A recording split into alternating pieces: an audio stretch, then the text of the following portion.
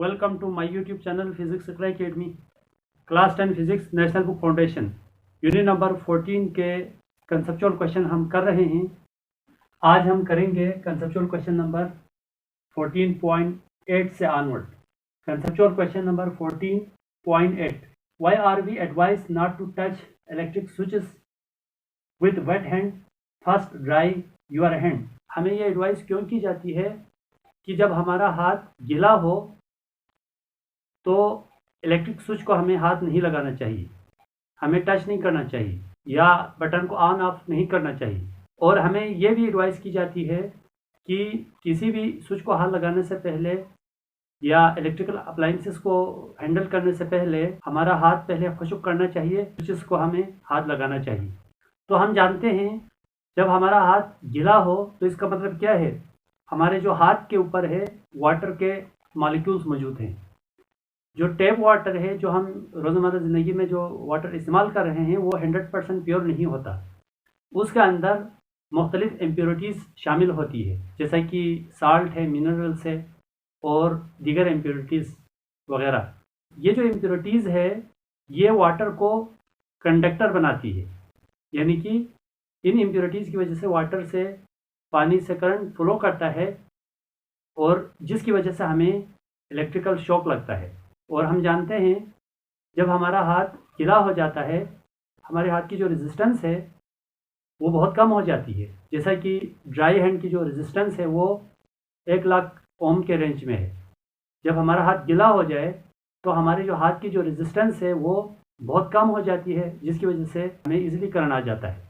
14.8 के जो आंसर है उसमें आप ये वर्ड भी ऐड कर सकते हैं, क्योंकि हमारे जो हाथ ड्राई होते हैं तो रेजिस्टेंस 1,00,000 ओम में होता है। कम करंट हो तो हमें महसूस नहीं होता, जैसा कि ओम्स लॉ है वो is equal to I are,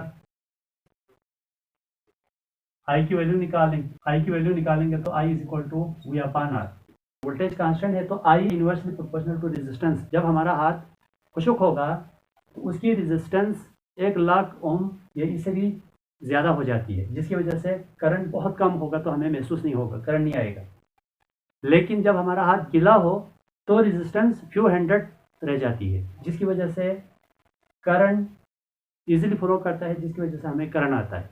conceptual question number 14.9, why it is dangerous to touch a live wire while standing on earth barefoot. इस क्वेश्चन में हमसे पूछ रहा है कि जब हम नंगे पाँव होते हैं, शूज़ के बगैर हम होते हैं, तो हमें लाइव वायर को हाथ नहीं लगाना। इट मीन्स हमें लाइव वायर के साथ काम नहीं करना चाहिए, क्योंकि बाज़ दफ़ा हमारा हाथ लग जाता है। तो जब हमारा जो नेकेड पाँव है वो ज़मीन से टच है, हम जानते हैं ये लाइव वायर है, वो हाई वोल्टेज पर होता है, उसका वोल्टेज बहुत हाई होता है, तकरीबन हमारे घरों में 220 वोल्टेज होता है। जबकि ज़मीन का जो पोटेंशियल है वो ज़ीरो है, क्योंकि हमारी बॉडी जो है वो कंडक्टर है। हमारे नंगे पाँव है वो ज़मीन से टच है, ज़मीन चूँकि ज़ीरो पोटेंशियल पर है। हमारा हाथ, सपोज हमारा हाथ लाइव वायर से टच होगा तो लाइव वायर हाई पोटेंशियल पे है, तो हाई पोटेंशियल से लो पोटेंशियल की तरफ करंट फ्लो करता है। और हम ये भी जानते हैं कि ज़मीन बहुत ज़्यादा करंट को, लामहदूद करंट को जज़ब करने की सलाहियत रखती है। तो हैवी करंट हमारे जिस्म से गुजरेगा और इस तरह से पर्सन डेड भी हो सकता है। इसलिए हमें हमेशा नंगे पाँव पर, जब नंगे पाँव हो, ज़मीन से टच हो, तो हमें इलेक्ट्रिकल लाइव वायर के साथ काम नहीं करना चाहिए। Conceptual question number 14.10, sometimes if your one of the cars head lamp is burn or not working but second lamp still gives light, what do you conclude about the connection of head lamp from this observation. बाज़ दफ़ा हमारे जो car की या गाड़ी की जो एक हेड लैम्प ख़राब हो जाता है तो वो लाइट नहीं देता, तो दूसरा जो हेड लैम्प वो काम कर रहा होता है, यानी कि वो लाइट देता है। इसकी रीज़न क्या है? तो हम जानते हैं गाड़ी के जो हेड लैम्प्स की जो वायरिंग है वो हमने पैरेलल में की हुई है। तो जब हम हेड लैम्प को पैरेलल में जोड़ते हैं तो हर अप्लायंसेस डायरेक्ट सोर्स से कनेक्ट होता है, हर अप्लायंसेस को सेम वोल्टेज मिलता है। दूसरी बात, एक अप्लायंस अगर ख़राब हो जाए या एक से ज़्यादा अप्लायंसेस ख़राब हो जाते हैं तो रिमेनिंग अप्लायंसेस के ऊपर कोई असर नहीं पड़ता।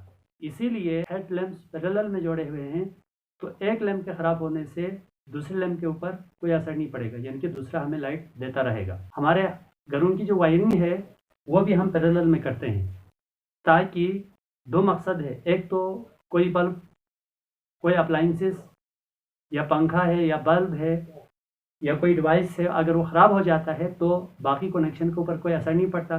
दूसरी बात, पैरेलल कम्बिनेशन में सेम वोल्टेज मिलता है। यहाँ पर लास्ट में आप ये भी लिख दें, in parallel combination are appliances can get same voltage, ये वर्ड भी आप आखिर में ऐड कीजिएगा।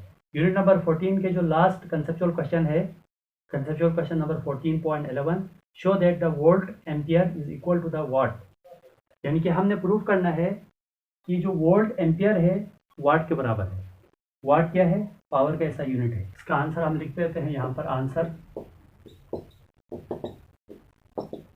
As we know that, power के कई फार्मूलाज है, उसमें से पावर का एक फार्मूला है IV। IV यहाँ से लिया जाता है। पावर का जनरल फार्मूला है W/T, ये इक्वल होता है W/Q,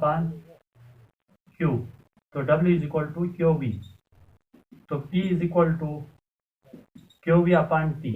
अब यहाँ पर हम I की वैल्यू रखेंगे।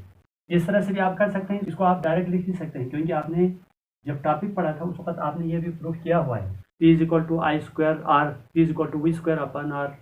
पावर का यूनिट है वाट, करंट का यूनिट है एम्पियर, वोल्टेज का यूनिट है वोल्ट। जब यूनिट को फुल लाइन से लिखते हैं तो तमाम के तमाम वर्ड इस्तेमाल में लिखते हैं। What is equal two ampere volt. अब देखिए मल्टीप्लिकेशन में है तो कोई भी पहले लिख सकता है, एम्पियर वोल्ट लिखें या वोल्ट एम्पियर लिखें, एक ही बात है। This is our required answer.